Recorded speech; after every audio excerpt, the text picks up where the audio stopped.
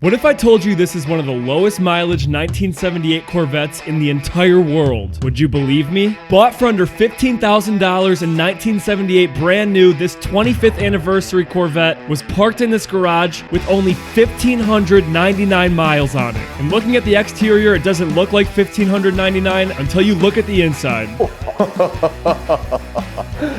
What? And I'm sure you see the other two behind RJ, which are even crazier, but in order to get those, we have to do this one and clean out the garage and help the owner with these overgrown garage doors. We told you guys there was something crazy, and that's a 1978 C3 Corvette 25th anniversary edition with 1,599 miles. It's crazy. Look at this thing. That's not a typo. That's not a typo. 1,599 miles. This car was barely driven. All right, doesn't look like it's 1,600 miles. Let me open the door. What do you think? What do you think, Mike? It's mint. It's a brand new car. Dude, yep. 1,599 miles. That's nuts. And for anyone who says, oh, it rolled over, that's not actual mileage, they ran it back. You're telling me that that's what 101,000 miles looks like? No, it's perfect. Yeah. We work with these cars all the time, so we know when a car is aged. Even if something has like 60,000 miles and it's this age, it does not look anything like this. And what's crazier is there's two more that are even crazier than this one. But those are for future videos, so we're not gonna show you anything of those. You guys are gonna have to come back. I know that these are all C3 Corvettes, but those other two are even more special than this one. Brent, stop showing them, you're showing them too much. Come back to the car we're doing. We have to clean all this stuff up like we did for this whole area. We did a 1988 Cadillac Coupe de Ville that was here. We had to clean out this whole area of 400 pounds of raccoon poop and a bunch of other stuff. At least. And tomorrow, I'll be here getting these doors replaced. So we actually are gonna have to push this Corvette over a bit and figure out how we can safely get new garage doors on there. As a thank you to the owner for letting us do this, we are actually going to buy him the new garage doors and make sure that these cars go back in a garage that's respectable and they look respectable. Checking out this door now, that has to be open somehow. I've not seen anything this embedded in vines. Oh my God. RJ thought something like this would be pretty easy to get to, and this is definitely not gonna be easy to get through. Tomorrow is when we're tackling this, and Brent and Mike are busy. Whoa. So I have to go to my other job. they're busy. So I'll be here working hard, making sure that these garage doors get fixed, because there's gonna be a lot of work that needs to be done. But we do it for the content, and we do it to save these cars, and we do it for you guys. So this is the easy side. This, I'm telling you, this is seriously, like, oh my God. this is gonna be crazy. I to mean, have to thank get all God. this stuff off. Thank God some of them are dead. You gotta be careful, like in the center to crack this fiberglass. Honestly, we'll probably have to take the garage rails off first and then just break the garage door out, because I don't know how else. Dude, best way would be trimming all this around. Yeah. And then kind of making it encapsulate with the door, Yeah, and then we're gonna have to get up there and chop all those down. I mean, that's crazy. All right, so we need to start moving this Corvette over, get this cleaned up a little bit, and get this out of here. So while we pump the tires up to move the car, I think now's a better time than ever to tell you guys that we're trying to hit 900,000 subscribers. And like RJ mentioned already, the two other cars in this garage are even crazier than this one. So what better time to subscribe if you're not than right now? Help us hit our goal of 900K, and let's see if we can hit a like goal of 30,000 likes on this video. I know you guys can do it. But lastly, let's hop into the question of the video. So leave your answers in the comments below. What do you think this car is worth? There's probably none in the world like it, so it would probably be a guess, but what is this car worth? Leave a comment. Oh yeah, what's this? Oh my God, it's another one, dude. Another what? What? What That's is another that? raccoon. You think it's a raccoon? He doesn't have nearly as nice teeth as the other guy. Is that one of his teeth? One of his teeth were, yeah, I guess not. Is that one of his teeth that were growing into his face? Or is that just, oh no, it's a rubber band.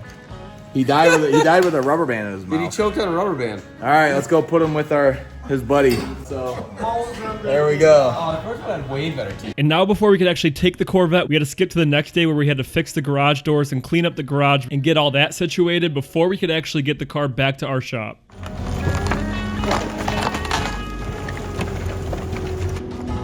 Smells like cow poop in here. Look at that, there we go. Oh wow. See what I'm saying? Yeah.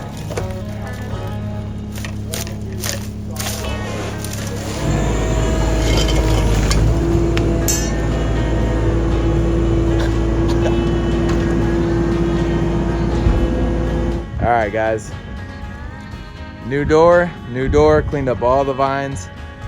Man, I'm tired, but we did that all so that we'd be able to do those Corvettes in there.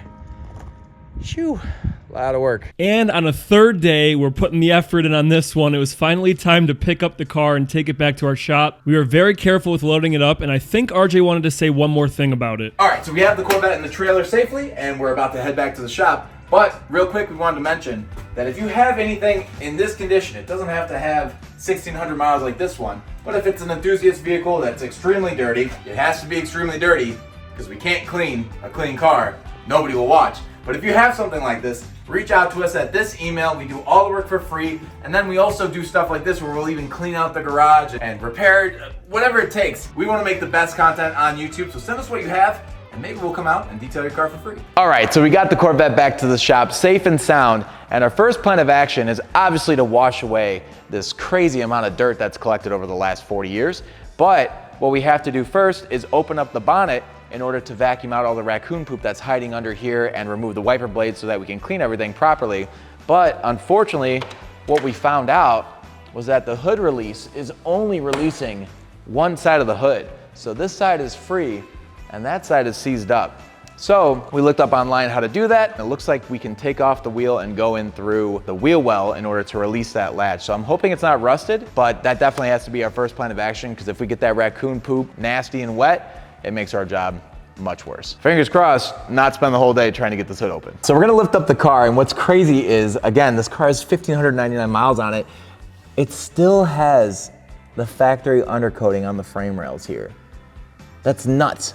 It's brand new under here. So in order to protect the underneath of the car, this factory undercoating, and not scratch it, we're gonna put a towel on our jack. That way we don't scratch the undercoating and do any damage that isn't necessary. You want me to jack it up too? Sure. I actually see the cable right here. So if I reach my arm up there, oh man, it's a little bit tighter of a squeeze than I thought. My freaking hand's too big. Oh, I feel it. I feel the spring. I think that's the cable. It's gotta be. Okay, so we're having a very hard time getting this unlatched. We're gonna gently raise this side of the hood. Now, what we realized after doing a little bit more research, the piece of the wire that controls this latch and that latch is broken. I think we have it. This is it. We've been working on this for 3 hours, so please, please, please. I'm pulling. Yes. Thank you, dude. God. I can't believe it. Oh my gosh. That's a win. This is a lot of time we spent on this. Let's open this up and see what we're working with. Wow. Not too bad. Not too bad at all. Good job, dude. Dude, I'm so Man, happy. there's like a certain level of ecstasy that Dude, can we celebrate for a second? There's a whole freaking It is 12:40. We got here at 9:30 and started on this. We're idiots because we should have checked that wire first, but we got it. So this is the pulley that's actually, in the car, and so this pulls and it releases this latch. So that's the left side of the hood. This was the one that was broken. It's corroded and rusted. So this wire goes all the way across to the other latch and it pulls that. But the only other thing we could have done is cut this, and I could have grabbed it. My hand was coming up we felt through this there. a bunch. And what's crazy is I felt this wire, that's how close I was to the latch. Yep. I knew I was within like an inch of it. I just couldn't get it. We're so lucky because this wire's frayed here as well. So I'm surprised this isn't more damaged here. But the other way to do this is to go through this grommet and then press down here. But we couldn't get in there. There was nothing we could do. But the job is done. My gosh. We got the hood open. For anyone that works on cars, that eureka moment of getting something done that was miserable. Oh, good job, dude. Now the first thing we're gonna do is take the windshield wipers off so we can clean more in depth. We'll put them back on when the detail's over, and then we'll use the vacuum to get all that raccoon poop that's underneath there.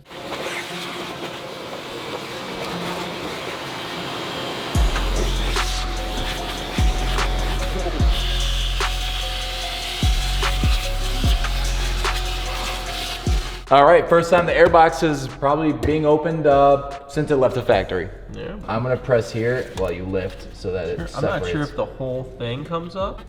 There we go. Wow, sealed still from the factory.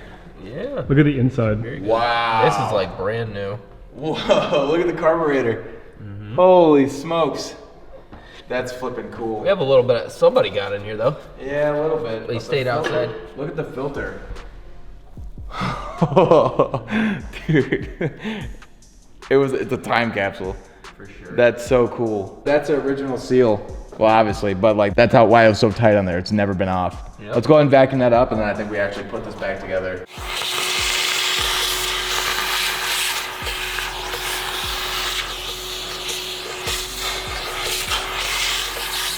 We're gonna use some isopropyl alcohol to wipe this out. I'm sure a cleaner would have been fine, but I know that the alcohol will evaporate quicker. And like I said, trying to take every precaution we can with this vehicle. So we're just gonna do a quick wipe and then put the lid back on. Now for the wash process, it's going to be a little bit different than normal, so let me explain it to you. Hear me out. We're going to be cleaning the undercarriage as well when we put it on our scissor lift. So what we're going to do here is clean the wheels and then wash the entire car. Then we're going to put it on our scissor lift and take the wheels off so we could clean the inside of the barrels and the wheel wells, and deep clean the underside of the car all while it's in the air, and then put it back together. So it's a little bit of an unconventional way to clean this car, but we want to make sure we get every inch of it before it's done being washed. And I'm telling you guys, watch until the very end, because this thing came out looking like the day it came from the factory. Maybe even better. I don't know what it was like in 78. We were born in 95. And now is the moment a lot of you have probably been waiting for. It's time to pressure wash all this dirt away. And we're going to start with a pre-rinse, which is our all-purpose cleaner Puro inside of a pump sprayer. What that's going to do is it's going to lift the dirt up from the surface of the car so we can safely pressure wash it all away. But if you guys are interested in Puro or anything else that we use, it's all in the description below.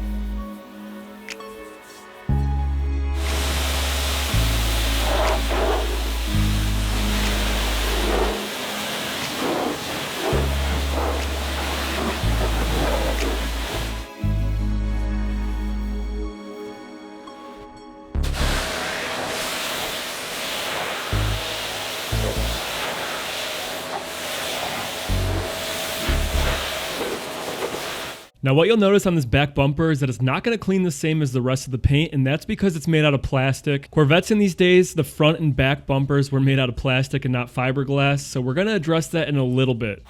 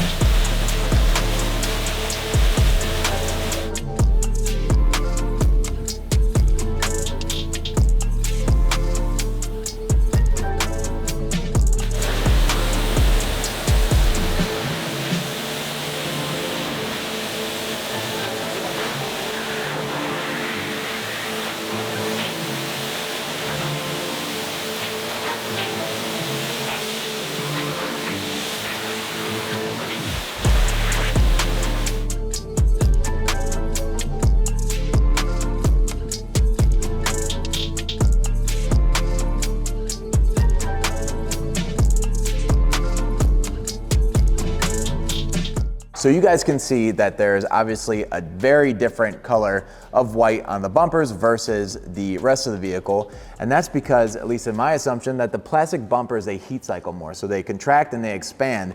And what happens is the more they expand, then when they contract again, they pull that dirt and it kind of almost etches into the top layer of the clear coat and makes it more difficult to clean.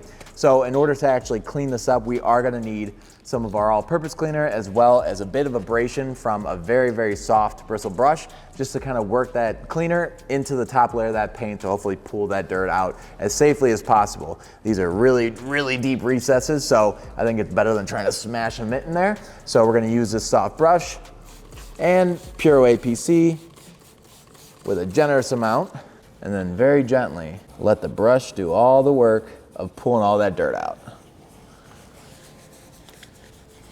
Go ahead and rinse it out.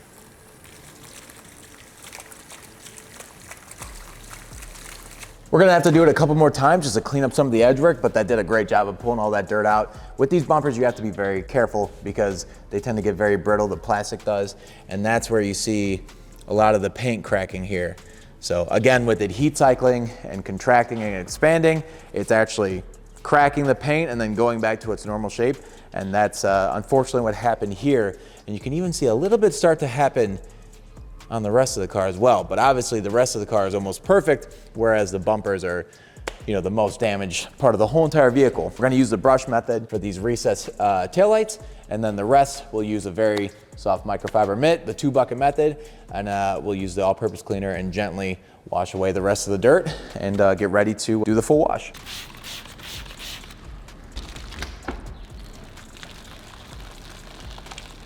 So how much pressure are you using right now? I'm not gonna use a ton of pressure. I just don't wanna use a solvent or an acid to break this down further. I can polish out whatever minor scuffs and scratches that I'm putting into the paint right now. But you know, if acid were to eat through this or a solvent were to eat through this paint, what are you gonna do? So we're gonna be moving on to the engine bay here, but first I want to check this oil because it's aged like fine wine in this car for such a long time. It is original from the factory. Hopefully there is some.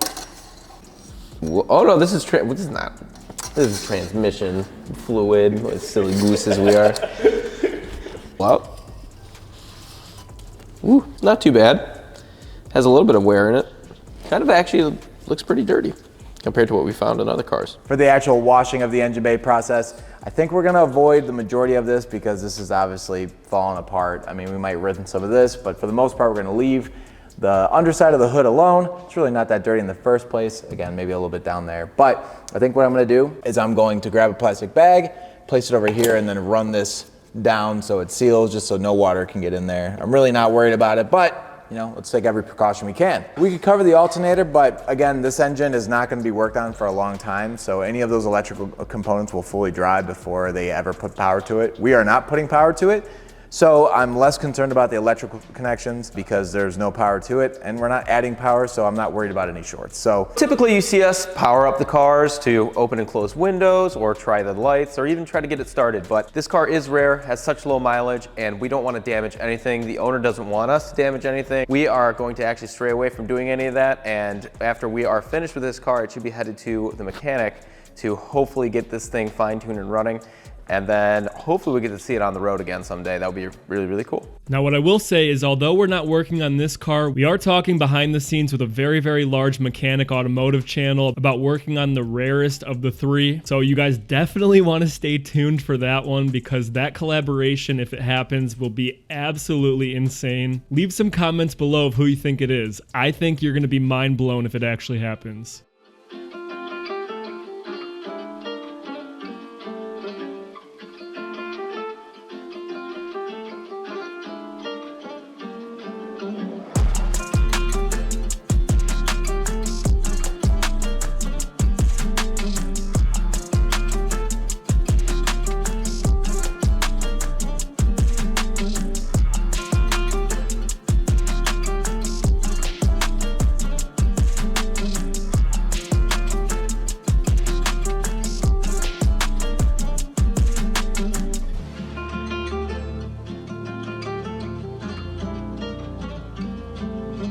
Now using a super soft bristle brush, we're going to get the emblems because as you can see, a lot of that dirt is coming out and our wash mitts would miss all of that.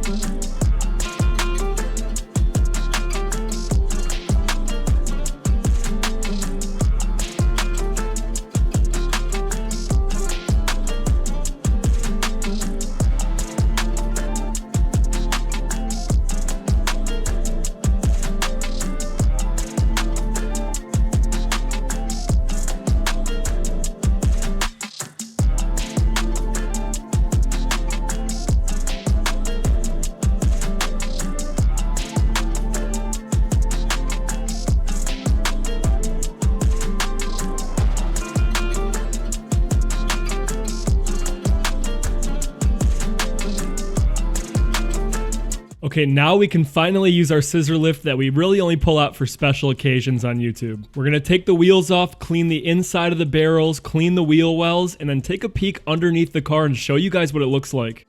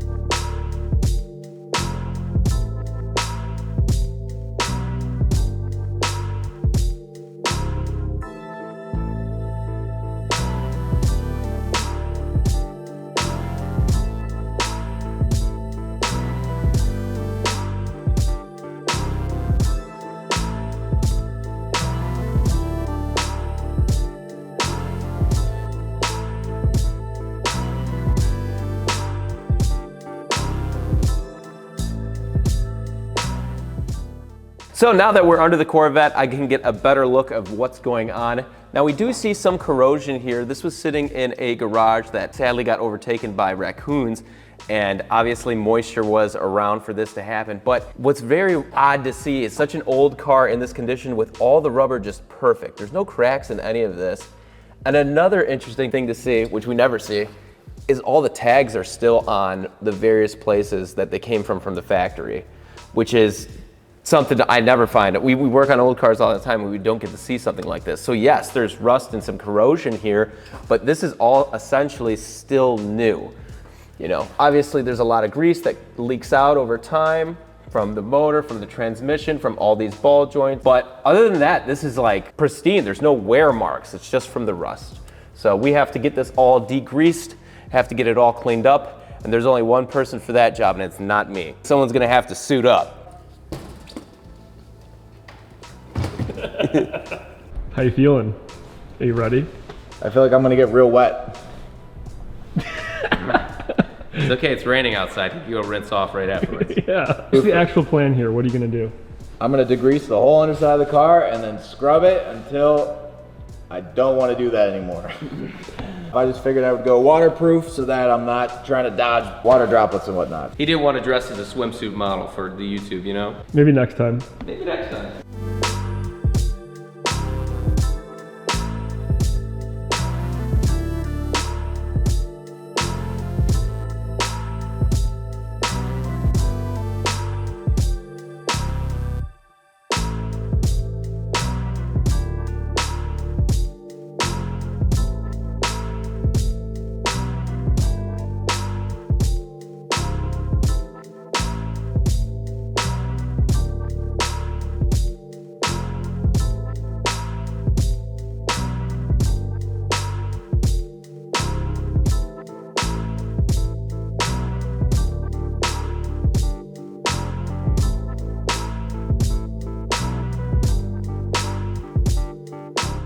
And we tried to get the spare wheel down so we could clean that too and clean up under there, but with every key that we had, nothing would even go into the keyhole. Either it was seized or we didn't have the right key. Not really sure what to do here. If you guys have any idea why it wouldn't work, leave a comment below. All right, so it's supposed to be waterproof, or at least water resistant. And I didn't feel like I was getting wet except for one very specific spot.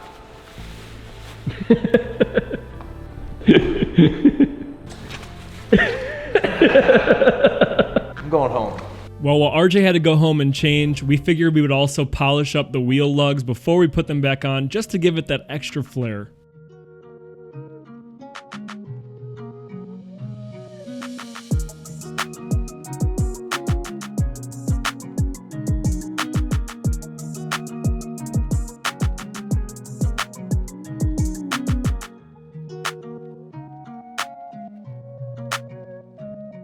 Now this is one of the most satisfying things I think I've ever personally done. We work with a detailer named Jason Kilmer who's been on this channel before, and he's hopefully going to be on here for an upcoming episode very soon. And he taught me with rust that if you take a rust remover gel and you spray it onto an area and let it sit for about 20 minutes and then you steel wool, you can remove a lot of rust that's been sitting for decades. So in this case, I used it on the tailpipes and I removed the first layer and then I sprayed it on again, and we had to get a little bit more aggressive, but when you see the before and after of the tailpipe, I think you would choose the after rather than the before 10 out of 10 times.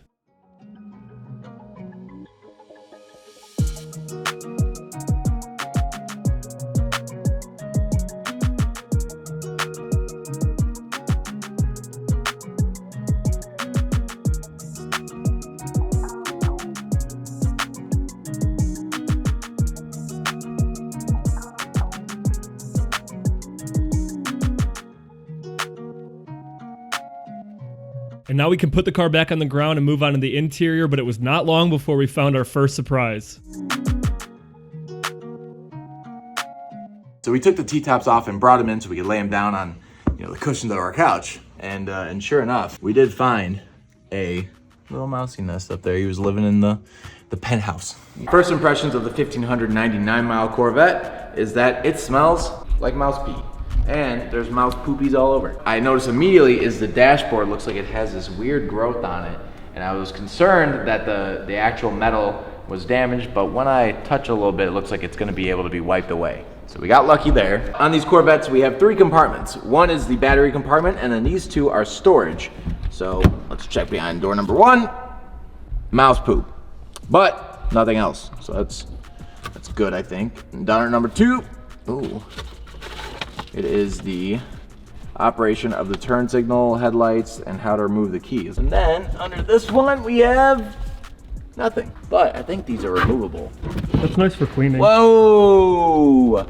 What do you know? A mouse nest. Who'd have thunk? We also have, brand new, looks like they've never been used, the sheets for the T-tops. I wonder though, we have the CB radio. That's GM. I think this was an option that got added to the car. Stand for me, buddy. Now we're going to clean up the interior by starting with vacuuming, and then we're going to get inside of those compartments. And once we did, I think we found the culprit of all this mess.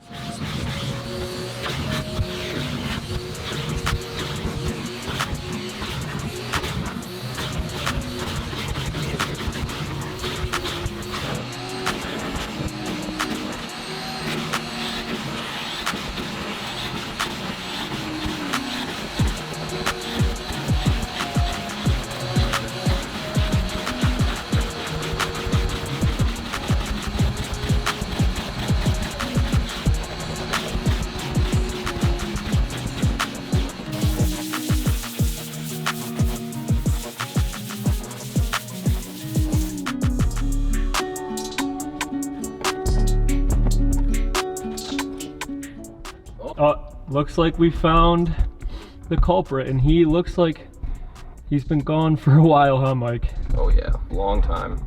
Ew, that's a long tail too. This is a super long tail. It's a weird one.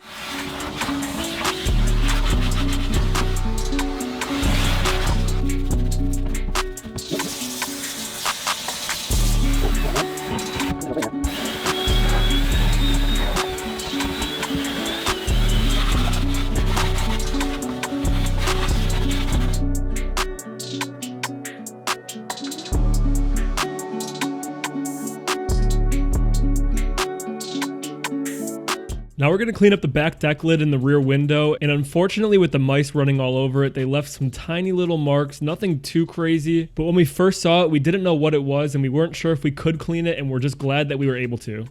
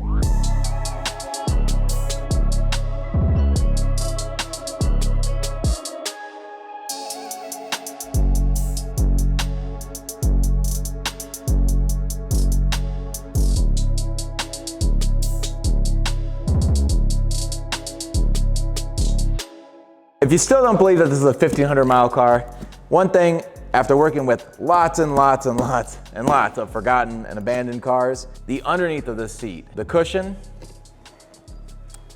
is mint. The springs, barely used at all.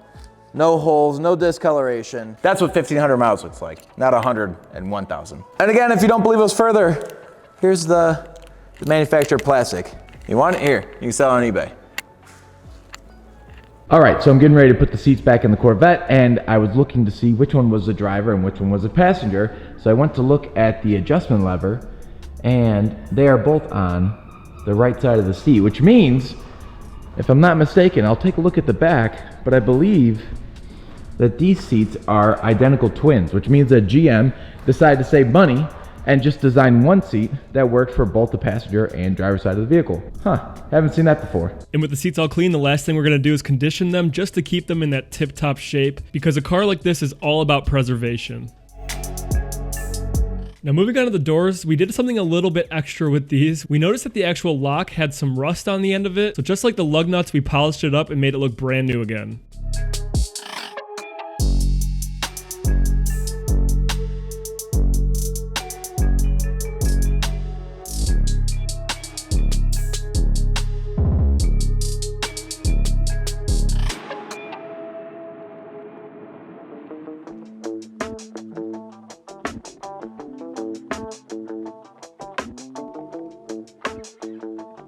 I was cleaning the jack that we found in the back of the Corvette, and I went ahead, in order to clean the spline here, I figured I'll just let the machine do it. So raised it up, and unfortunately this is also a grave site. Not only can it jack your car up, but it housed Stuart Little. Wow. That's Stuart number 2 in this car. Stewie number 2. Poor buddy. It's always sad when we find animals that passed away in cars, but anyways, we have to keep moving forward. We're going to extract this carpet, and this is a really nice carpet, so we're just going to use extractor soap with no drill brush and hot water in the extractor, and it's going to make it look brand new.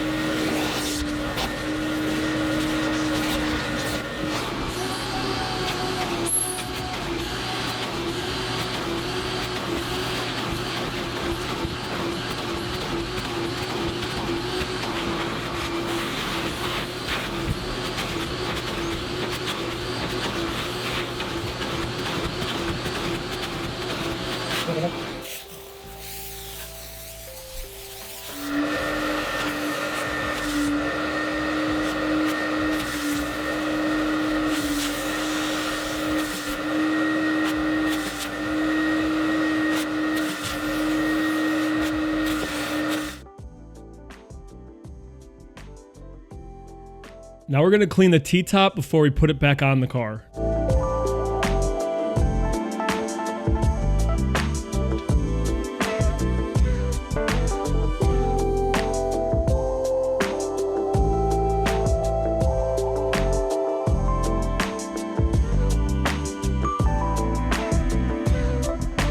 And now with everything back together, we're gonna put the ozone machine inside of it, basically kill all the bacteria in there while we're working on the exterior of the car. That way it doesn't smell like a barn or like mice anymore, and it makes it smell fresh again.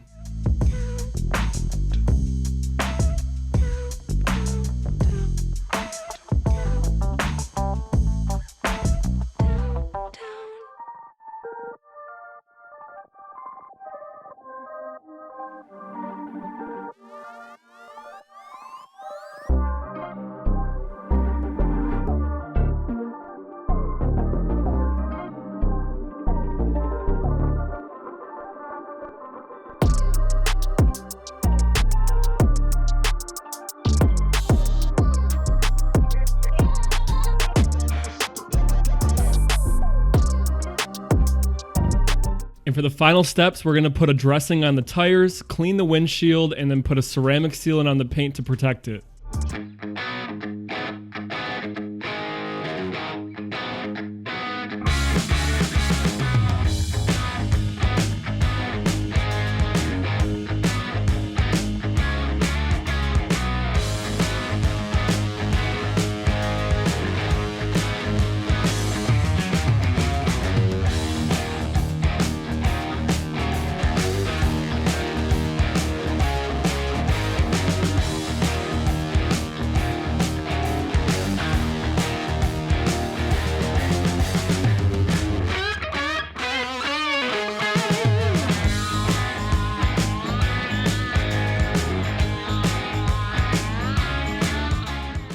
All right, so we have the 1978 1600-mile Corvette back safe and sound in the garage. We found it, and it looks amazing, especially contrasted to the next car that we're picking up, which is another 78. It's a pace car, and this is a 4-digit mile car.